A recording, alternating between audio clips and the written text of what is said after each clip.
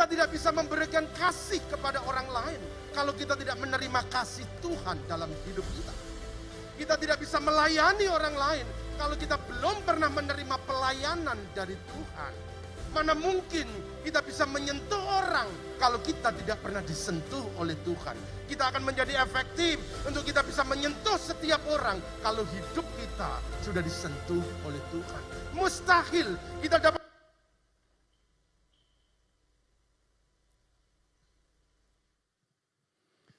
Haleluya. Selamat pagi Bapak Ibu dan saudara-saudara yang dikasihi oleh Tuhan. Salam sejahtera dalam kasih Tuhan Yesus Kristus. Berharap hari ini adalah hari yang sangat diberkati oleh Tuhan, sehingga kita ada di rumah Tuhan. Demikian pula dengan Bapak Ibu yang mengikuti ibadah ini secara live streaming. Saudara-saudaraku yang dikasihi oleh Tuhan, tidak terasa waktu berlalu dengan begitu cepat, sehingga hari ini kita sudah ada di penghujung bulan Januari. Bapak Ibu dan saudara-saudara, seperti yang disampaikan bahwa setiap minggu kelima, maka ibadah kita menjadi sangat spesial, karena ibadah ini akan diwarnai dengan puji-pujian dan penyembahan kepada Tuhan.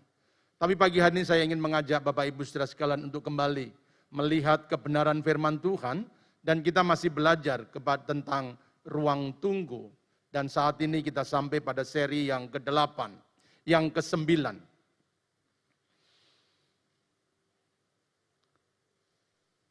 Kita semua menyadari bahwa hidup ini adalah sebuah penantian. Tidak ada sesuatu yang instan. Semua ada proses yang harus dijalani, dan itulah sebabnya Tuhan membawa kita untuk masuk ke dalam ruang tunggunya. Ada beberapa alasan-alasan yang sudah kita pelajari. Kenapa Tuhan mengizinkan anak-anaknya, orang-orang percaya, harus menanti, harus diam, sementara waktu ada di ruang tunggu. Beberapa kebenaran yang sudah kita pelajari, yang pertama, bahwa ruang tunggu itu melatih kesabaran kita. Menanti dibutuhkan kesabaran, dan Allah meningkatkan kesabaran kita ketika kita berada di ruang tunggu. Yang kedua, bahwa di ruang tunggu kita menanti untuk diperlengkapi dengan kuasa ilahi. Keberhasilan itu bukan tentang kita. Keberhasilan itu bukan tentang usaha manusia. Keberhasilan itu adalah karya Tuhan bersama-sama dengan kita. Itulah sebabnya orang-orang yang mau berhasil, maka mereka harus setia menanti sampai mereka diperlengkapi dengan kuasa ilahi. Jangan andalkan kekuatan, jangan andalkan kepandaian. Berserahlah kepada Tuhan, karena sukses kita itu karena penyertaan Tuhan di dalam hidup kita. Yang ketiga, bahwa ruang tunggu itu adalah masa ujian. Menanti selalu diuji. Muda-mudi yang sedang menanti kekasihnya, maka di sanalah ujian kesetiaan ditunjukkan. Yang keempat, kita belajar bahwa di ruang tunggu kita mendapatkan kekuatan yang baru. Tidak ada manusia yang super. Setiap kita bisa lemah, setiap kita bisa kalah, setiap kita bisa tidak berdaya. Tetapi Tuhan menyediakan kekuatan yang baru ketika kita masuk dalam ruang tunggunya. Sebagaimana HP kita ketika lemah, maka kita akan cas kembali. HP yang baterainya kosong, setelah dicas akan mendapat kekuatan yang baru. Demikian pula dengan hidup kita. Kalau hari-hari ini dalam perjuangan kehidupan, saudara lemah, saudara kalah, saudara tak berdaya, saudara tak mampu lagi, itu berarti sebuah pertanda bahwa engkau harus masuk ke ruang tunggu untuk menerima kekuatan yang baru. Jangan terus melaju tanpa kekuatan Tuhan. Jangan merasa hebat, jangan merasa mampu. Kita manusia biasa, tetapi Allah kita luar biasa. Saudara-saudaraku yang dikasihi oleh Tuhan. Dan yang keenam, kita belajar bahwa di ruang tunggu kita menerima untuk membagikan.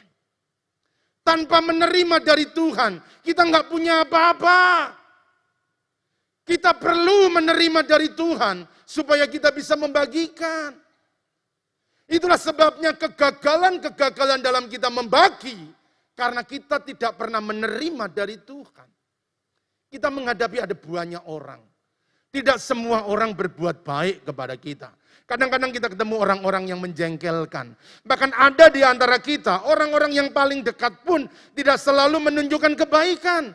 Kadang-kadang dia mengecewakan, kadang-kadang dia mengkhianati. Nah, ketemu yang begini, bagaimana bisa mengasihi? Ketemu yang begini, bagaimana bisa mengampuni? Dengan kekuatan kita tidak mungkin. Tetapi ketika engkau menerima kasih ilahi, engkau tahu apa artinya dikasihi. Sehingga engkau mampu mengasihi orang-orang yang telah menyakiti. Engkau tahu apa artinya diampuni. Sehingga kesalahan yang besar yang dilakukan oleh orang-orang di sekitar kita, maka tidak ada alasan untuk tidak mengampuni. Karena aku tahu Bapa telah memberikan pengampunan. Oleh karena itu tinggallah di ruang tunggu. Supaya kita menerima. Sehingga kita dapat membagikan. Yang keenam, di ruang tunggu kita diam. Biarkan Tuhan yang berperang. Ada masa-masa seluruh kekuatan kita tidak ada gunanya. Seluruh daya yang kita kerahkan tidak mampu. Dan ketika kita sudah berkata, aku nggak bisa Tuhan. Maka waktunya saudara untuk berlutut di bawah kaki Tuhan. Menanti di ruang tunggunya. Kita diam. Biar Tuhan yang bekerja. Ketahuilah. Saat kita bekerja, maka kitalah yang bekerja. Tapi saat kita berdoa, maka Tuhanlah yang bekerja. Kalau saudara rindu Tuhan yang berkarya, Tuhan yang bekerja, menggantikan saudara, diamlah di ruang tunggunya. Bukan gunakan otak kita, tapi gunakan lutut kita untuk berbicara kepada Tuhan. Yang ketujuh, di ruang tunggu kita diam agar kita dapat melihat Tuhan. Ketakutan, kekhawatiran, kekalutan membuat kita tidak fokus kepada Tuhan. Kita hanya melihat masalah yang terjadi, kita melihat keadaan-keadaan yang terjadi. Tetapi dengan diam maka kita selalu bisa melihat ada Tuhan yang menyertai kita, ada kekuatan Tuhan yang bersama-sama dengan kita. Itulah sebabnya orang-orang yang diam di kaki Tuhan selalu punya kekuatan dan kemampuan untuk melihat Tuhan di balik persoalan, untuk melihat Tuhan di balik kegelapan yang mereka hadapi. Saudara-saudaraku yang dikasihi Tuhan, Tuhan nggak bisa melihat dengan mata kita, Tuhan hanya bisa didekati dengan hati kita. Ketika kita diam di ruang tunggu dan melihat dengan hatimu, kita percaya persoalan memang besar, keadaan memang sulit, tapi di balik persoalan yang besar dan keadaan yang sulit selalu ada Tuhan yang memberikan pertolongan. Amin. Dan yang kedelapan yang kemarin kita sudah pelajari untuk bagian yang terakhir. Bahwa anggur baru itu harus diisikan di kantong kulit yang baru. Anggur baru itu harus diisikan ke dalam kirbat yang baru. Ini prinsip. Alkitab berkata bahwa anggur baru itu harus diisikan dalam kantong kulit yang baru. Kalau anggur baru dimasukkan dalam kantong kulit yang tua, maka kantong kulit itu akan pecah, maka terbuanglah anggurnya. Kenapa kita harus menunggu? Karena Tuhan sedang menanti tersedianya kantong kulit yang baru. Oleh karena itu, Tuhan izinkan kita untuk menanti supaya kita memperbaharui diri. Nah, pagi hari ini, saudara-saudaraku, pada seri yang ke-9, sehubungan dengan pujian dan penyembahan. Kenapa Tuhan membawa kita masuk ke ruang tunggunya? Bahwa di ruang tunggu, Bapa rindu untuk bersekutu. Di ruang tunggu, Bapa rindu untuk bersekutu. Mari kita membuka Alkitab kita dalam kitab Yesaya pasal yang ke-30, ayat yang ke-18. Yesaya pasal yang ke-30, ayat yang ke-18. Demikian firman Tuhan. Sebab itu Tuhan menanti-nantikan saatnya hendak menunjukkan kasih-Nya kepada kamu. Sebab itu Ia bangkit hendak menyayangi kamu. Sebab Tuhan adalah Allah yang adil. Berbahagialah orang yang menanti-nantikan Dia. Saudara-saudaraku yang dikasihi oleh Tuhan Yesus Kristus. Alkitab berkata sebab itu Tuhan menanti-nantikan saatnya hendak menunjukkan kasih-Nya kepada kamu. Saudara-saudaraku yang dikasihi oleh Tuhan. Kadang-kadang di dalam kehidupan orang-orang percaya, ada hal-hal yang kita pertanyakan. Ada sesuatu yang kita pertanyakan kepada Tuhan. Misalnya, mengapa Tuhan tidak segera menjawab doa kita? Lalu berikutnya pertanyaan yang lain. Mengapa Tuhan seolah-olah diam pada saat kita membutuhkan? Tuhan sepertinya tutup mata. Tuhan sepertinya tidak memperhatikan. Padahal kita lagi butuh, kita perlu pertolongannya. Atau mungkin pertanyaan-pertanyaan yang lain. Mengapa Tuhan seakan membiarkan kita mengalami penderitaan? Ini pertanyaan-pertanyaan sering muncul dalam hidup orang percaya. Padahal kita telah setia, kita rajin beribadah, kita setia untuk membaca firman Tuhan, kita juga rajin memberikan persembahan, kita tidak pernah lupa untuk memberikan persepuluhan. Tapi kenapa saat kita berdoa, Tuhan tidak segera menjawabnya? Mengapa ketika kita membutuhkan pertolongan, di saat-saat yang paling genting, di saat-saat yang paling bahaya, justru seolah-olah Tuhan membiarkannya. Tuhan diam 1000 bahasa. Sepertinya Tuhan tutup mata, tidak melihat apa yang sedang kita alami. Saudara-saudaraku yang dikasihi oleh Tuhan Yesus Kristus. Ketika Tuhan diam, bukan berarti Tuhan tidak punya jawaban. Ketika Tuhan diam, bukan berarti Dia tidak sedang memperhatikan. Kalau Tuhan tidak segera menjawab doa kita, Tuhan tidak segera mengulurkan tangannya untuk menolong anak-anaknya, bukan berarti Dia tidak tahu apa yang kita perlu. Dia tidak mengerti apa yang sedang kita alami. Tetapi satu alasan yang Tuhan inginkan ketika Dia seolah-olah diam, ketika Dia seolah-olah tidak memberikan pertolongan, sebab Dia ingin membangun hubungan. Perhatikan kembali ayat pokok kita. Sebab itu Tuhan menanti-nantikan saatnya hendak menunjukkan kasih-Nya kepada kamu. Alkitab dengan jelas, sebab itu Tuhan menanti-nantikan waktunya untuk menunjukkan kasih-Nya, pertolongannya, kebaikannya, cintanya, apapun yang engkau butuhkan, Dia menanti-nantikan. Saudara-saudaraku yang dikasihi oleh Tuhan, percayalah, Tuhan tahu yang kita perlu. Namun kadang Tuhan membiarkan kita menunggu di ruang tunggu. Sebab Dia rindu untuk bersekutu. Kalau Dia diam bukan Dia sedang mengulur waktu. Kalau Dia diam bukan karena Dia membiarkan. Tetapi Dia membawa kita masuk ke ruang tunggu. Sebab Bapa lebih rindu untuk bersekutu dengan kita. Tuhan itu rindu untuk memberkati. Tetapi Dia membiarkan kita menanti. Sebab kerinduan terbesarnya adalah membangun relasi. Langit dan bumi Tuhan yang punya. Semua ada di tangannya. Yang engkau butuhkan semuanya tersedia. Tetapi kalau Dia tidak segera membuka tangannya. Sebab Dia rindu membangun hubungan dengan kita. Dia rindu bersekutu dengan kita. Dia rindu memandu cinta dengan kita. Itu yang diinginkan oleh Tuhan. Itu yang diharapkan oleh Tuhan. Saudara-saudaraku yang dikasihi oleh Tuhan Yesus Kristus. Bapa tak sekedar rindu untuk memberkati.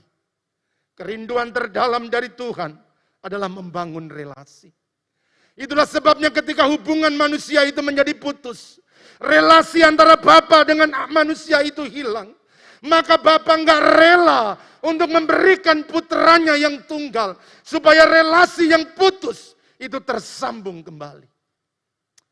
Saudara-saudaraku yang dikasihi oleh Tuhan Yesus Kristus. Oleh sebab itu kita mesti harus mengerti bagaimana isi hatinya Tuhan. Memberkati itu sangat mudah bagi Tuhan. Menolong itu bukan perkara sukar bagi Tuhan. Tetapi kerinduan terdalamnya adalah membangun relasi. Putranya dari sorga dia utus datang ke dunia. Dan ketika ada di dunia maka dia berjalan melewati daerah Samaria. Dan dia bertemu dengan seorang wanita. Maka dia nyatakan isi hati Bapa yang di sorga. Kerinduan Bapa yang ada di sorga. Dia katakan bahwa Bapa mencari penyembah-penyembah yang benar. Ini yang dicari oleh Bapa. Kita mencari berkatnya, tapi Bapa mencari orangnya. Saudara-saudaraku yang dikasihi oleh Tuhan Yesus Kristus. Relasi adalah jalan untuk diberkati. Relasi adalah jalan untuk diberkati. Yohanes 15 ayat yang keempat. Tinggallah di dalam aku dan aku di dalam kamu. Sama seperti ranting tidak dapat berbuah dari dirinya sendiri. Kalau ia tidak tinggal pada pokok anggur. Demikian juga kamu tidak berbuah jikalau kamu tidak tinggal di dalam aku. Relasi, jalan untuk diberkati. Dan ini prinsip. Saudara yang membangun usaha, maka relasi itu menjadi penting. Karena relasi jalan untuk diberkati. Orang-orang yang relasinya banyak, orang-orang yang relasinya luas, maka kesempatan-kesempatan untuk berusaha jauh lebih besar dan lebih luas. Dan itu prinsip yang Bapa berikan kepada kita. Kalau kita ingin diberkati, maka jalannya adalah membangun relasi. Tinggallah di dalam aku, dan aku di dalam kamu, sama seperti ranting tidak dapat berbuah dari dirinya sendiri kalau ia tidak tinggal pada pokok anggur. Setiap pohon yang ditanam, kita menantikan buah yang dikeluarkan. Buah itu ada di ranting, tetapi bukan ranting yang menghasilkan buah. Ranting itu bisa berbuah kalau dia melekat kepada pokoknya. Ketika ranting terjadi relasi dengan pokoknya, maka buah itu pasti akan dikeluarkan. Buah pasti akan dihasilkan. Tetapi ranting yang terlepas, ranting yang patah, ranting yang copot dari pokoknya, maka seumur hidup ranting itu tidak akan pernah mengeluarkan buah. Relasi, jalan untuk diberkati. Buah itu akan datang kalau ranting itu melekat kepada pokoknya. Kita tinggal menantinya. Pasti ranting itu akan berbuah. Tunggu waktunya saja. Karena dia melekat kepada pokoknya. Demikian dengan kehidupan kita. Mustahil kita bisa menghasilkan buah kalau kita tidak melekat kepada Bapa. Ketiadaan relasi kita dengan Bapa itu yang membuat kita tidak pernah menghasilkan buah. Saudara-saudaraku yang dikasihi oleh Tuhan Yesus Kristus. Relasi itu jalan untuk diberkati. Sadarilah bahwa Tuhan itu bukan objek untuk kita pelajari. Tuhan itu adalah pribadi untuk dijumpai. Tuhan itu bukan materi yang bisa kita pelajari. Dia adalah sebuah pribadi untuk kita bisa menikmati. Oleh karena itu dalam ibadah-ibadah kita, seharusnya yang pertama-tama adalah membangun relasi. Ketiadaan relasi kita dengan Tuhan, itu yang membuat kita tidak pernah menikmati hadirnya Tuhan di dalam hidup kita. Saudara-saudaraku yang dikasihi oleh Tuhan, sekali lagi, memberkati itu bukan persoalan yang sukar buat Tuhan. Tetapi yang dia rindukan adalah membangun relasi. Sayangnya, banyak anak-anak Tuhan yang hanya rindu diberkati tanpa memiliki relasi. Mereka hanya mencari berkatnya, tetapi tidak mencari sang pemberi berkat.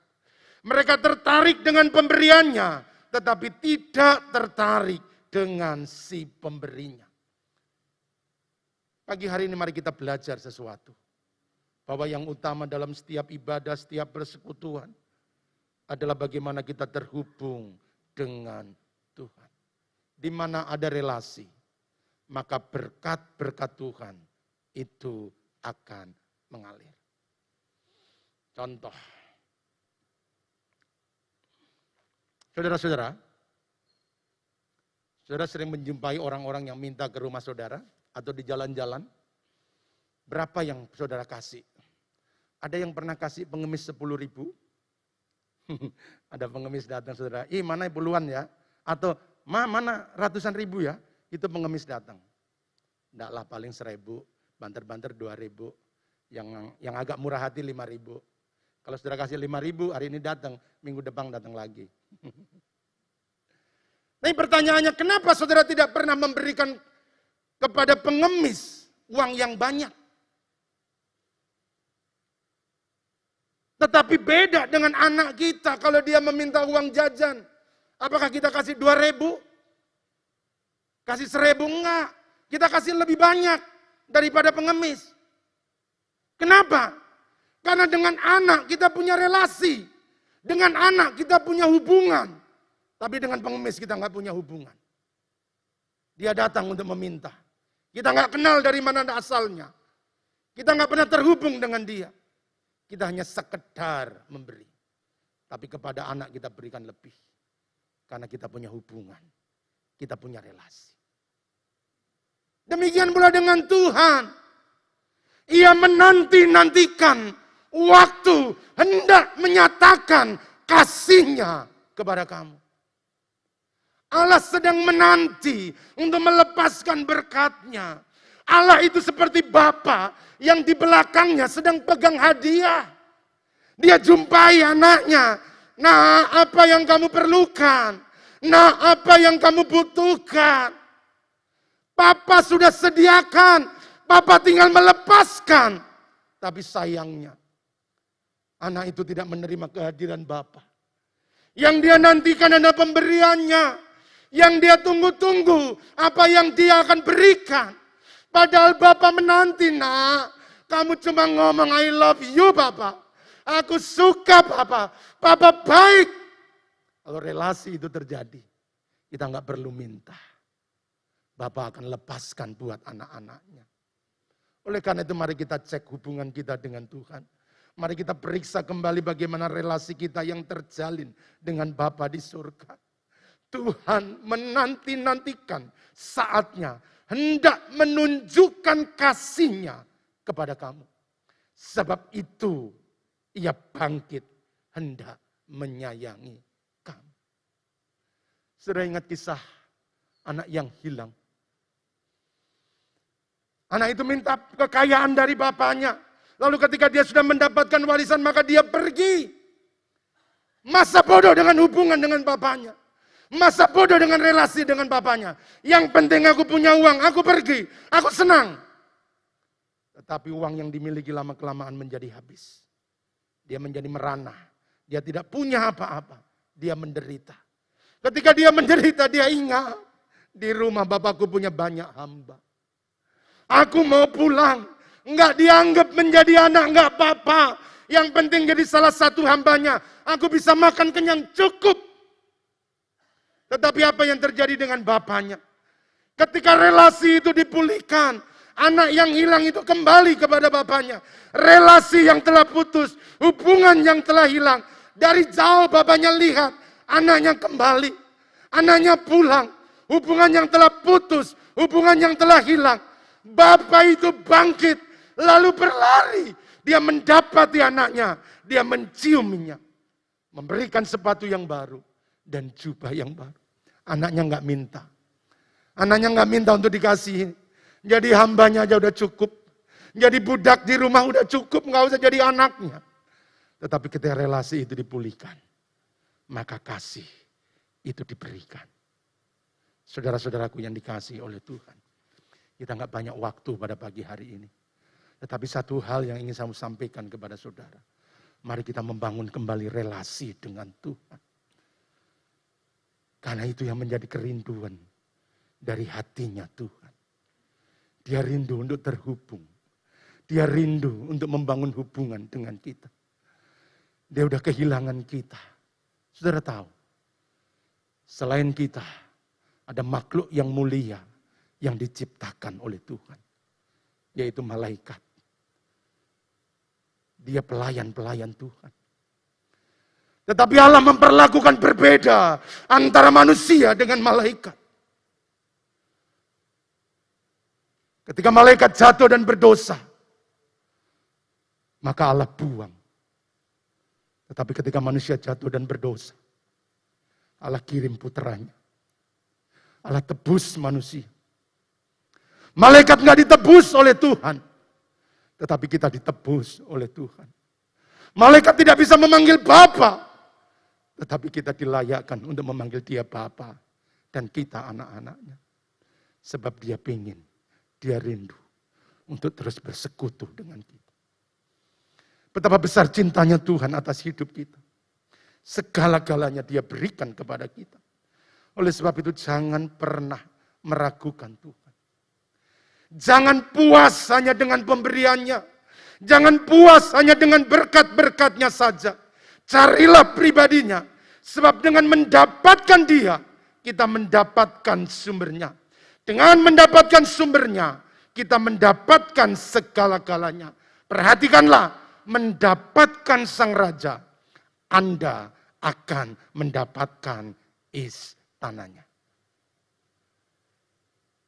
Oleh sebab itu mari kita kejar raja di atas segala raja. Jangan tertarik dengan kemewahan kerajaan. Jangan tertarik dengan hiasan-hiasan di kerajaan. Jangan tertarik dengan perabot-perabot indah yang ada di kerajaan.